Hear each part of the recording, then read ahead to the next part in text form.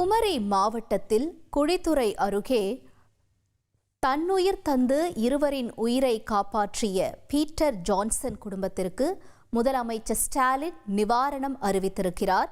அண்மை செய்தியாக நாம் பார்த்து கொண்டிருக்கிறோம்.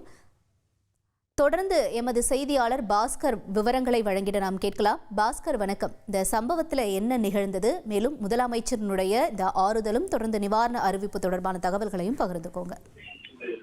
கன்னியாகுமரி மாவட்டம் விளவங்கோடு பகுதியில் இருக்கக்கூடிய ஒரு தடுப்பணையில 2 சிறுவர்கள் குளிக்க சென்றிருந்தார்கள். அந்த சிறுவர்கள் குளித்துக் கொண்டிருக்கும் போது தண்ணீரில் மூழ்கக்கூடிய நிலை ஏற்பட்டது. அப்போது அந்த இடத்தில் பீட்டர் ஜான்சன் என்பவர் அந்த குளித்துறை தடுப்பணையில மேல் பகுதியில் இருந்து அவரும் குளித்துக் கொண்டிருந்தார். இந்த சிறுவர்கள் தடுப்பணைக்குள் சென்று நீரில் மூழ்குவதை கண்டிருந்த பீட்டர் ஜான்சன் உடனடியாக அவர்களை காப்பாற்றும் நடவடிக்கையில ஈடுபட்டார். உயிரையும் பொருட்படுத்தாமல் அந்த 2 சிறுவர்களையும் காப்பாற்றி அவர்களை பாதுகாப்பாக அழைத்து வந்தார். இருந்த போதும் பீட்டர் ஜான்சன் அவர்கள் நீரில் மூழ்கி பரிதாபமாக உயிரிழந்தார்.